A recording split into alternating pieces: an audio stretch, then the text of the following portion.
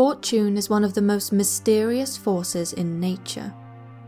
It influences our lives before our birth and will continue to exude its power long after we are gone. So much rides on Fortune's whims. She can be quick to give generously, and often even quicker to ravage terribly. In history, the Mongols seemed to have Fortune on their side, when nearly the whole world was at their feet. They were even able to gather a force of 140,000 men to cross the sea and take Japan. Yet, Fortune does no man's bidding forever. Her fickle hand decided to strike a blow against the Mongols in the form of a monstrous typhoon. Japan had expected an enormous invasion, but instead Fortune delivered thousands of dead, bloated bodies. Because of this, Fortune appears an almost paranormal force. The ancient Romans recognized this, choosing to see luck in the form of the goddess Fortuna. For her, they built temples, worshipping her veiled form in the hopes of winning her whimsical favor. Animals were sacrificed and their entrails scrutinized, all with the aim of decoding a message from her. Yet, Fortuna was not so easily amused. Earthquakes, famines, and pestilence still visited the Romans as they did elsewhere. The legendary figures of Roman genius would have come to naught without Fortune's favor.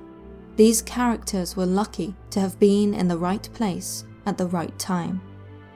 Without these rare instances of fate, Rome would have fallen to dust, joining the remnants of so many other nameless nations.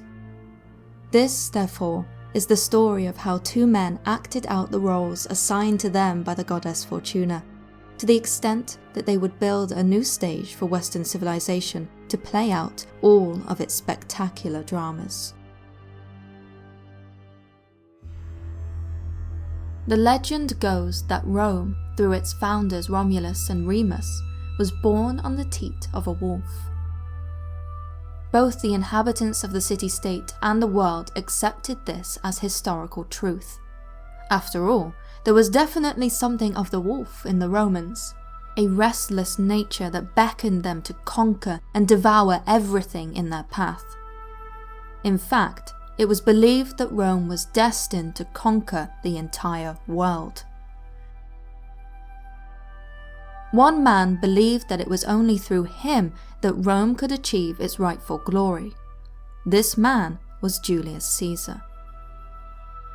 Julius Caesar was a scion of an ancient noble family, a family which, in spite of its proud pedigree, had little more than a few slitherings of gold and a dubious claim to be a descendant of the goddess Venus to show for it. This distasteful fact would fester in Caesar's breast like a sickness throughout his life. This sickness had but one cure: success in all things. Yet Caesar was a Roman, and in Rome, a free republic, all citizens were considered equal. And so, how can one rise to the top when there is no top to rise to? However, as is often the case, some citizens were more equal than others. As a member of the old nobility that had existed since the ancient times of kings, Caesar was amongst these men. Yet their capacity for wielding power was equal to that of the lowliest street urchin. In this, Rome found its pride. Here, a citizen was only worth his merit. Merit usually being quite crudely counted in the number of heads cut off and enemies crucified. So be it. Julius Caesar would use his reputation and genius to excel in this way, and in doing so create a legacy which would take nearly 1,000 years to match in the inexorable deeds of Genghis Khan. As a young man, Caesar's career prospects were bleak to say the least. His family, though noble, was associated with the losing side of a bloody civil war. This meant that Caesar spent the first few decades of his life dredging through the monotony of civil service. At the age of 31, while serving as a treasury secretary in Spain, he is said to have cried underneath a statue of Alexander the Great. A lamentable image, considering that Alexander had the world at his feet by Caesar's age, whereas he was but a frustrated, middling civil servant. He was meant for so much more than his current lot in life. Undeniably, Caesar's ego was immense. Thus, the Republic's lack of appreciation for his talents was intolerable. And it was not just the Republic who failed to recognize his worth. Sometime before his time in Spain, when he was but a young man, Caesar was kidnapped by pirates. Knowing that they had a noble prisoner in Caesar, the pirates demanded the great sum of 20 talents, a contemporary unit of measurement, in exchange for his safe return. By all standards, this was a princely ransom. After all, a single talent was the equivalent of around 30 kilograms of silver. Such a fee was not to be taken lightly. Any other man from a down-on-their-luck noble family might have worried over their ability to source such an amount. But not Caesar. Rather, he was outraged. 20 talents of silver was a pitiful sum for a man of his quality. He demanded that he was worth 50 at the very least. The pirates took the chastisement with good cheer, even when their uppity captive promised in no uncertain fashion that he would crucify them all. The ransom was duly paid, and another profitable kidnapping concluded. However, it would soon be clear that Julius Caesar was not a man to make idle threats. He quickly assembled a small fleet in Greece and pursued the pirates. One can only imagine their surprise when their one-time captive and haughty aristocrat surrounded them with a flotilla of ships. Outmanned and enveloped, the pirates surrendered to Caesar. Eager to save their lives, all dropped onto bended knee and begged for mercy. Caesar, steely-eyed and sharp of mind, was the sort of man who understood the balance between abject slaughter and clemency. The handing out of mercy could make a man more powerful. After all, such was the prerogative of a king to his subjects. So the pirates got their mercy. As their bodies were hammered to crosses, their throats were slit. A quick death. That was Caesar's mercy. A mercy which the Republic would feel soon enough. It had always been Caesar's ambition to be the very best. The incident with the pirates was just a taster of his capabilities, and of his wrath. However, let it not be doubted that Caesar was anything less than a man of charisma. In fact, it was his charisma which allowed him to progress through the fiercely competitive society of the Romans. Threats and bribery, the more heavy-handed methods of forging alliances, were not the only ways to get things done.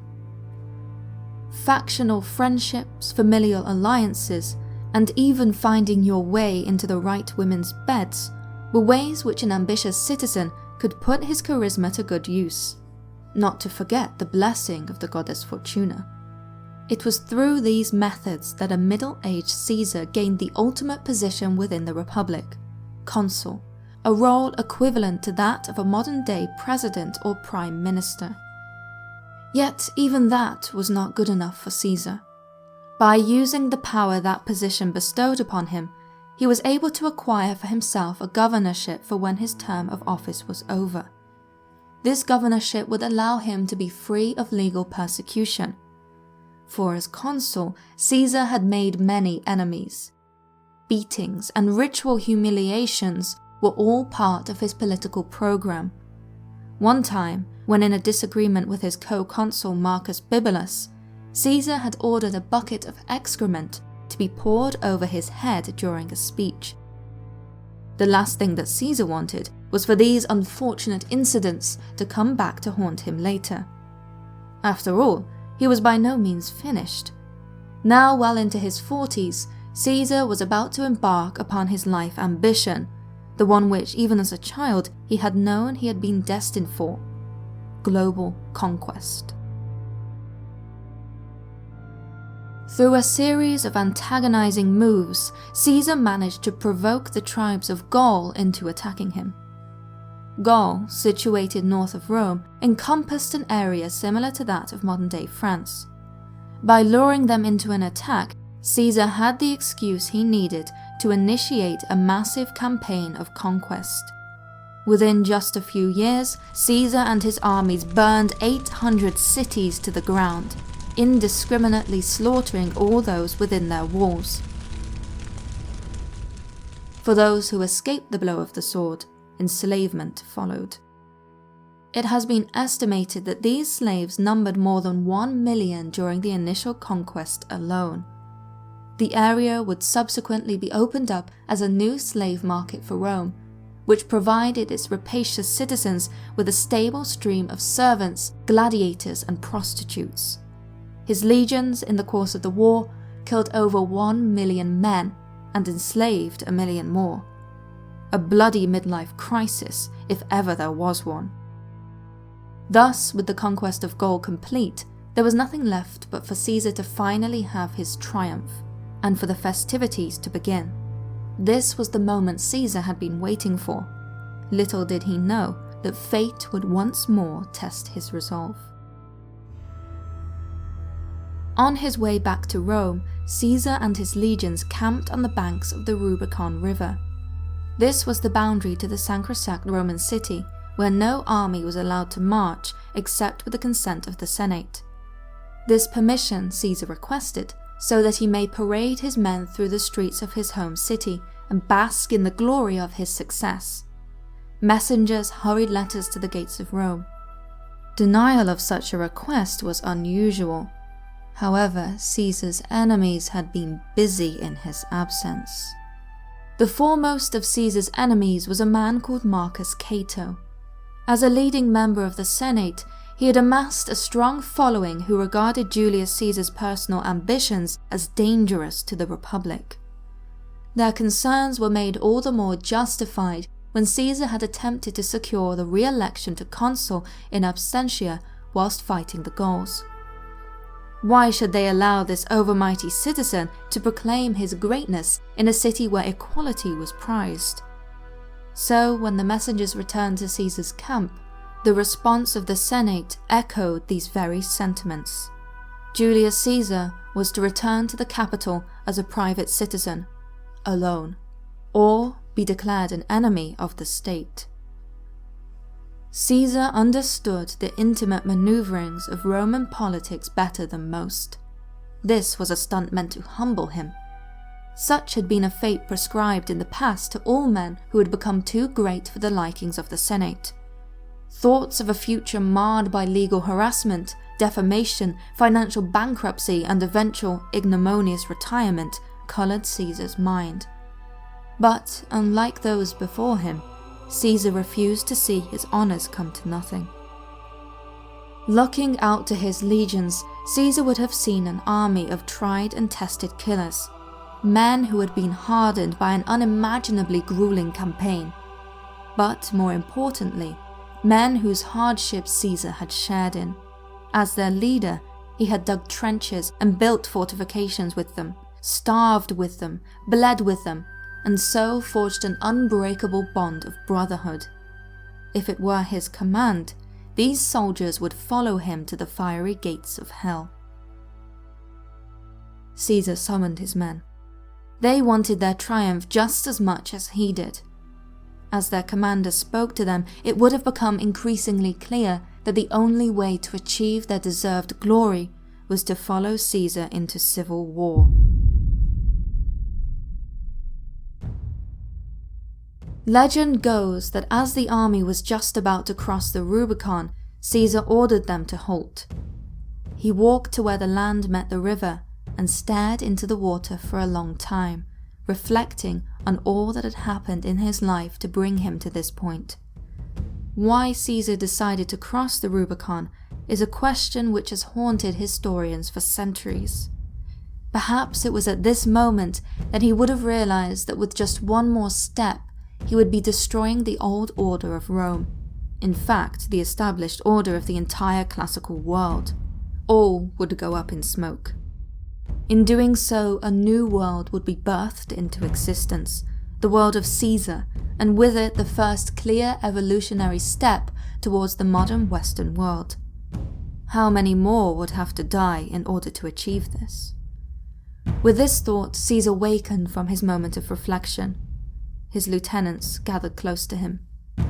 When he finally spoke, Caesar uttered the legendary words, "The die is cast." Every step from the Rubicon hence was a blitzkrieg. Within days, the senators fled, and Caesar marched in triumph into Rome with his troops.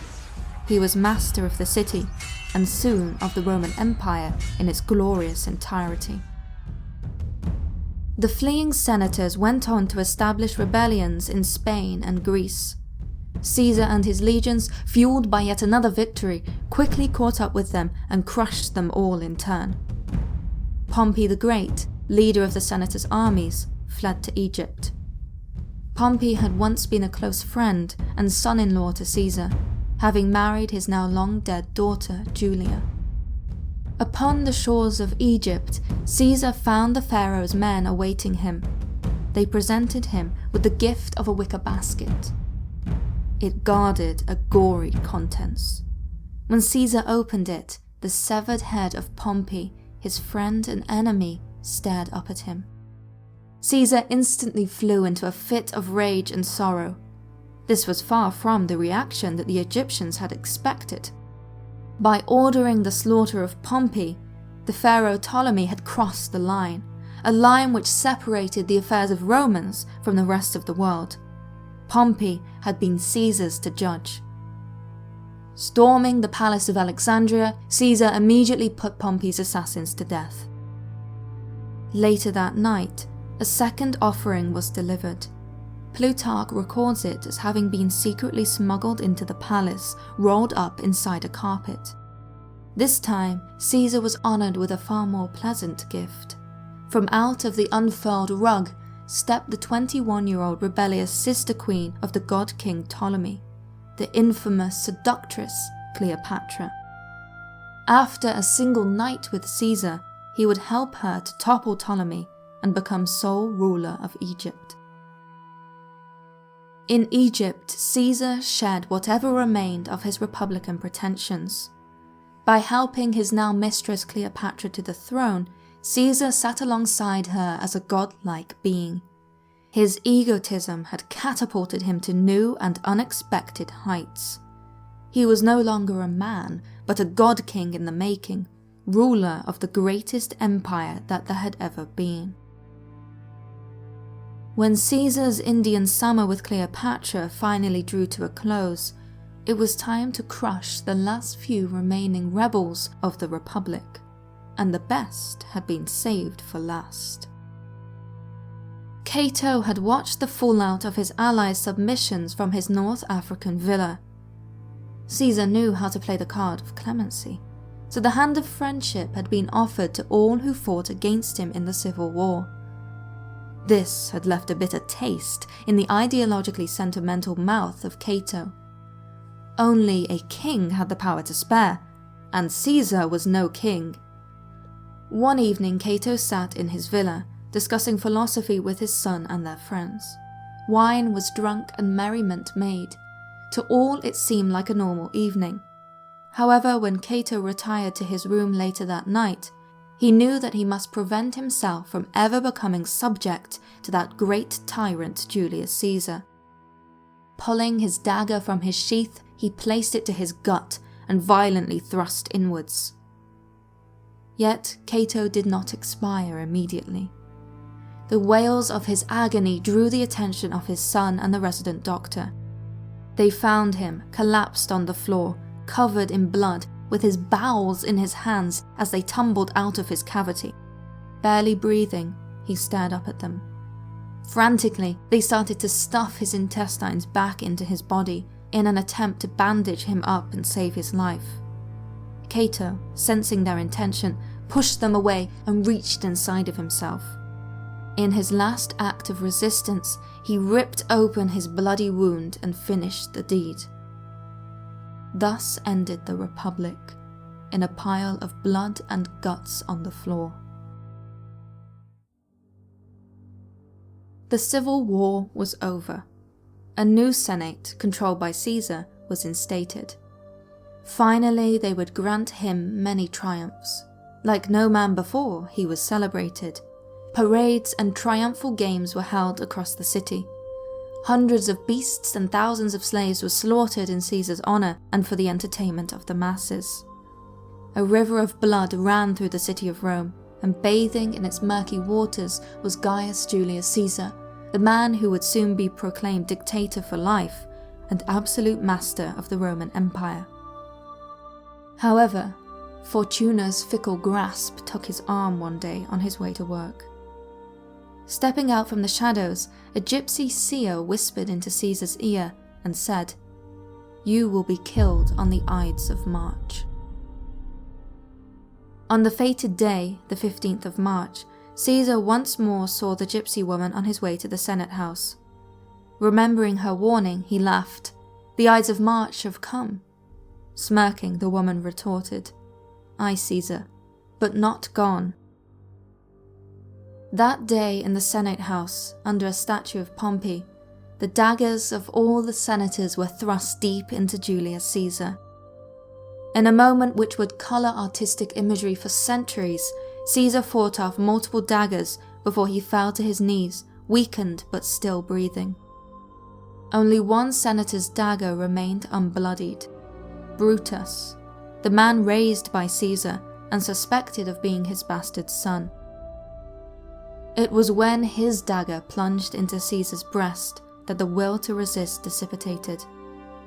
To Brutus, Caesar muttered his famous last words, "Not you too, my boy." On a funeral bed of a bloodied and tattered toga, Caesar's corpse remained as the assassins hurried to the center of the city to proclaim the liberty of the Republic. However, the people of Rome saw no cause for celebration. They ran to their homes and prepared themselves for the inevitable. Rome had bled the world for hundreds of years, and now it was her turn to suffer. Caesar had brought peace and glory to the city. With his death, all of this would crumble. Families would fracture and divide, neighbours would betray neighbours, friends would be soaked in the blood of their dearest. Civil war had once again come to Rome. The head of this bloody beast would be Gaius Octavian, Julius Caesar's nephew, adopted son, and chosen heir. Little did he know that his time had come so early. All across the empire, people shaved their heads in mourning for the great man Caesar. For Octavian, these shaven heads were the death knell for his childhood. Still undergoing military training, he was in the Balkans when his people beckoned him to flee. They told him of his uncle's execution and warned him that he would be killed on sight by Caesar's enemies should he set foot in Italy.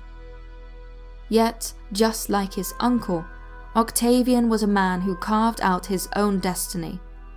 Before the year was done, he would be master of Rome, commanding Caesar's veterans as his own private army. And he was only 18 years old. However, Octavian was by no means unopposed. There had been another contender for the mastery of the Roman world, a highly capable lieutenant of Julius Caesar by the name of Mark Antony. There was also the rich and influential Marcus Lepidus, another member of the Roman elite. In order to consolidate his power, Octavian was forced to form a shaky alliance known as the Second Triumvirate with these two men. With their help, he was able to secure the financial and military backing required to combat his uncle's assassins, who were now known as the Liberators. As for the Liberators themselves, they had assembled a large army in Greece, with many in Rome suspected of nurturing sympathy for their cause. This weed of sympathy would be ripped from the ground with bloody, vengeful talons. Embodying the bloodlust of the Roman sigil, Octavian and Antony instituted a program of organized murder to rid themselves of all their political enemies at home. These were called the proscriptions. Every morning in the Forum at the center of the city, a list of traitors' names would be publicized. By sunset, the names were marked on tombs, and a series of heads spiked onto stakes in the Forum. These events moved in tandem with the Roman sun, with each new sunrise a new list of names, and with each sunset an exhibition of decapitated heads. With this cycle of death came paranoia and suspicion. Roman citizens would wake up every morning never knowing if that night a soldier would burst through their door and spill their blood over their family's dinner. And they were right to worry, for even Octavian and Antony's friends were struck down in the bloodshed.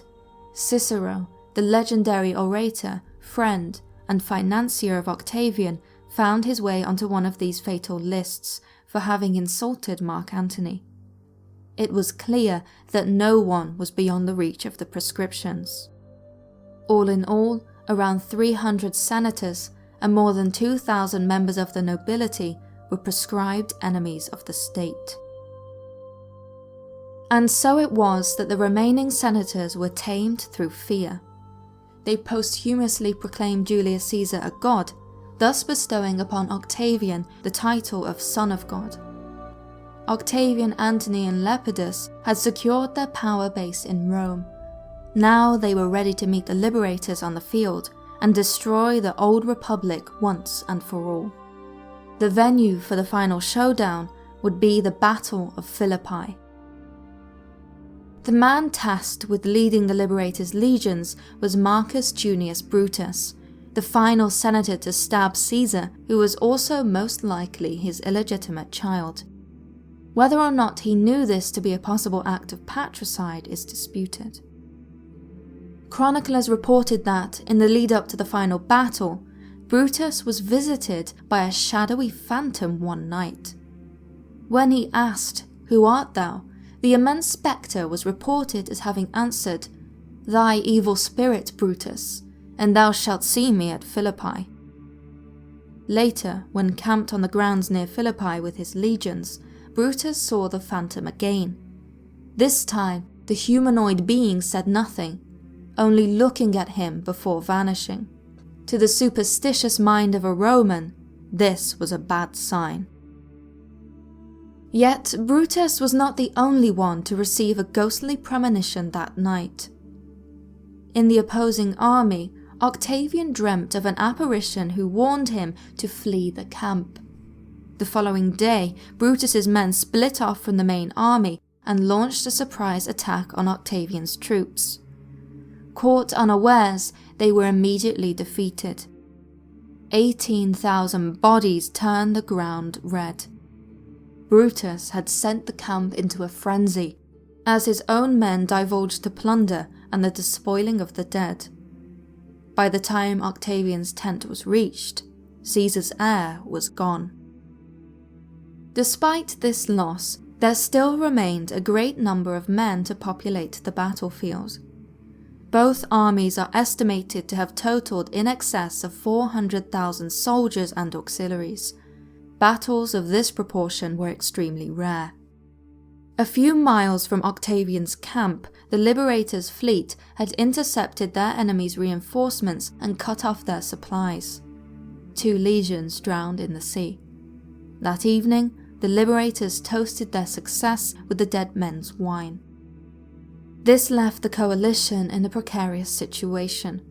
Although Octavian had escaped Brutus's ambush, seemingly on the advice of paranormal intervention, he and Antony were now holed up amongst marshes and mountains with little in the way of provisions for around 200,000 men. This is a fact which Brutus would have been well aware of. The battle had now changed from one of swords and shields to one of stomachs. His legions, with access to the sea, were well provided for. It seemed as though the outcome was secure. However, the goddess Fortuna had other plans. As the siege of the stomachs dragged on, the Liberators' mercenaries began to desert. Increasingly on edge, Brutus and the other liberators fought over how to best proceed, in fears of a complete collapse of the army.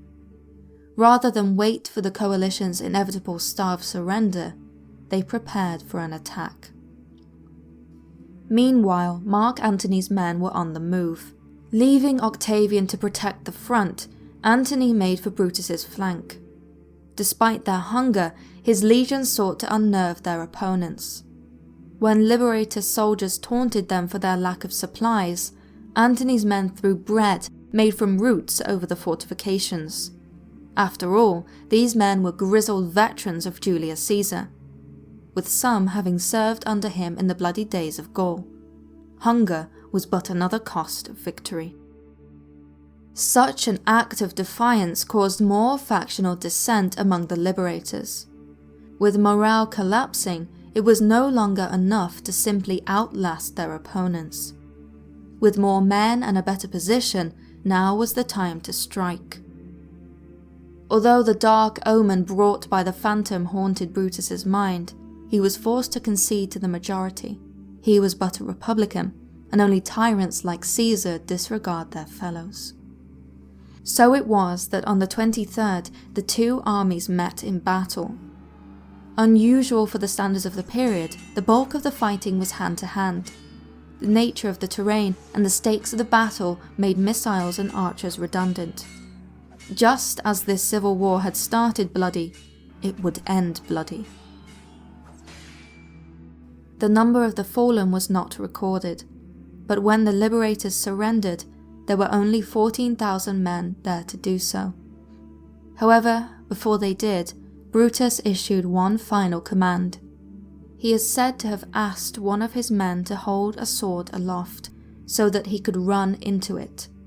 Lost in his cause, and inspired by the martyrdom of Cato, Brutus chose not to live in Caesar's world, and so the sword smashed into his body. His death would have been instant. With that action ended the bloodiest campaign in Roman history. However, the civil war was not yet over. 3 hungry and ambitious men now stood over the empire, each ready to devour it.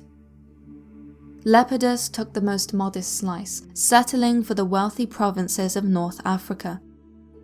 Between the two of them, Octavian and Antony divided the rest. Antony laid claims to the riches of the Roman East, where he would eventually make Alexandria his new capital. On the other side, Octavian took Spain, France, and Italy, maintaining Rome as his seat of power. Yet, even before the meal was over, friction had already started to putrefy this great banquet of land and peoples. Despite the grandeur of his gains, Mark Antony was displeased with Octavian's dominion. He chastised Lepidus's modesty for having handed Spain over to Octavian. Now that their enemies were dead, there was little need for the alliance. Antony fostered a deep rivalry with Octavian. In his mind, their success at Philippi had been his alone. Octavian had spent the war in his tent, or running from it, whilst his lieutenant Agrippa had led the army. It was true, Octavian was not a military genius like his adopted father. His skills lay in the management of people. At this, he was a master. This was a fact which Antony would soon learn. When Octavian returned to Rome, he was already making preparations against Antony's inevitable betrayal. In order to maintain the loyalty of Caesar's veterans, he dispossessed many of the people in central Italy of their land, so that it may be reassigned to his soldiers. This reward had been long promised, and now the debt was settled. However, this move understandably infuriated those who lost their land. Seizing the opportunity, Mark Antony's brother, Lucius, gathered the support of the dispossessed and a majority of the senators, and led a revolt against Octavian. As would be a theme of Octavian's reign, the opposing forces were no match for his veterans and their able commander, the ever-loyal officer Agrippa. Whilst Lucius was spared for his relation to Antony, The 300 senators who he was allied with were transformed into an august assembly of heads. Yet more macabre decorations for the Roman Forum. Thus was Octavian's power cemented in Rome. Now it was time to turn his attention to the empire. Octavian was not the sort of man to allow for potential rivalries to foster and grow out of control. His ambition, after all, was of the abrasive sort. As such, Marcus Lepidus would have to be dealt with. That being said, Octavian could also be merciful. Lepidus's loyalty and modesty was duly rewarded. After bribing his soldiers so as to wrestle North Africa out of his hands, Lepidus was allowed a comfortable retirement in his villa. With him safely tucked away out of the glare of the political spotlight, Octavian could now focus on destroying Mark Antony. After some time, rumours of Antony trickled through the streets of Rome. People began to whisper that the once great Roman lieutenant had abandoned himself, seduced by the wiles of Cleopatra. By taking the beguiling Egyptian queen as his mistress, Antony ruled alongside her as a god-king. It was said, disdainfully, that he would dress himself in the attire of a god and indulge in lavish parties and the effeminate luxuries of the East. Worse yet, the streets were alive with talk of Antony having become Cleopatra's pet. He was said to have been at her beck and call. Whenever she desired a foot massage, it was his hands who did the job. This was all the more terrible considering that he had abandoned his Roman wife, Octavian's own sister Octavia, and their children in Rome. Before too long, everyone in Rome knew of how far Antony had fallen. Going native was an unforgivable crime to the proud Romans. Combined with his faithlessness to his family, it was easy for Mark Antony to be painted as a man of low morals. Octavian did not need to do much to ensure that Antony's name kept being dragged through the mud. He merely had to fan the flames. The more people spoke, the more quickly the conclusion was reached. Cleopatra was going to use Mark Antony to make themselves king and queen of the Roman world. Whilst Antony entertained himself with the golden pleasures of the goddess Isis, Octavian was rebranding his own identity as champion of the Roman people. After all, Fortuna had presented him with a stage on which to play. Moreover, noble champion was not a difficult role to fulfill. Indeed, the drama was a tragedy. The Roman people had been betrayed by the Faustian Mark Antony, who had sold his soul to Cleopatra in exchange for her wealth and beauty. Antony was playing this part well. After winning a military victory in the East, he had snubbed Rome, choosing to parade his trophies in Alexandria instead. His villainy reached new lows when he proclaimed that he was planning on dividing the Roman East amongst his children. These were not his lands to give away, as he was supposed to be their guardian on behalf of the Roman people, and not their master. Furthermore, he had declared Caesarion, the bastard child of Julius Caesar and Cleopatra, the legitimate heir to Caesar, thus branding Octavian a usurper. These traitorous revelations were Octavian's stage cue. He must now play the part of Rome's hero, the defender of her liberty and the righteous hand of justice. In doing so, he shed off the skin of the iron-handed youth, transforming himself into the champion of Rome against foreign tyranny. Octavian once again called upon the services of his close friend and lieutenant Agrippa to follow him into battle in the east. Their force would be outnumbered by Mark Antony, who was confident in a victory over Julius Caesar's whelp. Historical rumour recalls the story of a two-headed snake almost 100 feet long being incinerated by lightning in central Italy just before the battle. As snakes were associated with Egyptian royalty, this great spectacle portended the gruesome downfall of Antony and Cleopatra. Meanwhile, on the western coast of Greece at Actium, Antony and Cleopatra assembled two formidable fleets of large warships, estimated at around 230 vessels, which were vastly larger than Octavian's. However, this upper hand was lost when, just before the battle, one of Antony's generals defected to Octavian, bringing with him the enemy's battle plans. The advantage was lost. Antony's fleet was set ablaze under a storm of firebrands. Unable to do anything, he watched on as 200 of his ships sank, friends and soldiers still aboard, to the bottom of the Mediterranean. On top of this, it seems as though love was proving herself a fickle friend, as Cleopatra abandoned Antony, being the first to retreat. Relinquishing all hope, Antony left his large warship for a smaller vessel so as to flee back to Alexandria. Within a week, all of Antony's forces had surrendered. Cleopatra and Antony no longer had any support. It is believed that, under the mistaken impression that Cleopatra was already dead, Antony committed suicide by stabbing himself with his sword. Just before he died, a messenger is said to have arrived, informing him that Cleopatra still lived. As his life force ebbed away, his friends carried him to her monument in which she was hiding, where he died in her arms. When Octavian finally reached Alexandria, Cleopatra was taken prisoner. Upon learning that she was destined to be paraded through the streets of Rome as part of Octavian's triumph, Cleopatra killed herself. Death was a more noble fate than being publicly stripped of one's titles and humiliated as a trophy.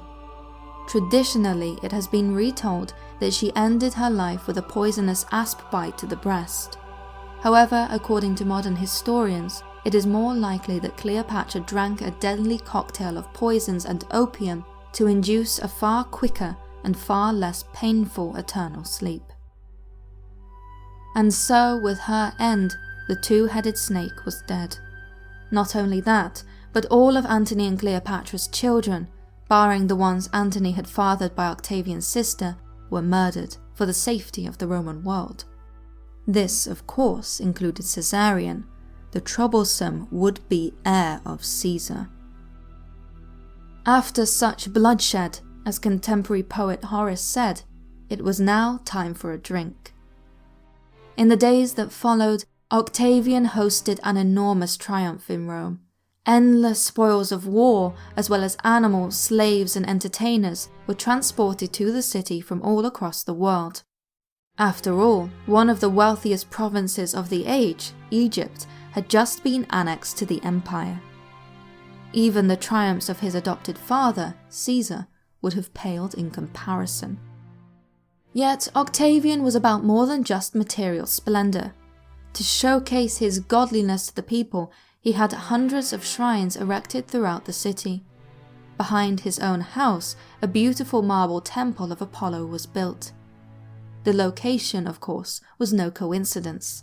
It was meant to show Octavian's personal association with the god of light. His house would become a temple in its own way too, as everyone in Rome was destined to pay a visit if they wished to advance themselves in society. Octavian, after all, now held the keys to every door, having waded through blood to do so.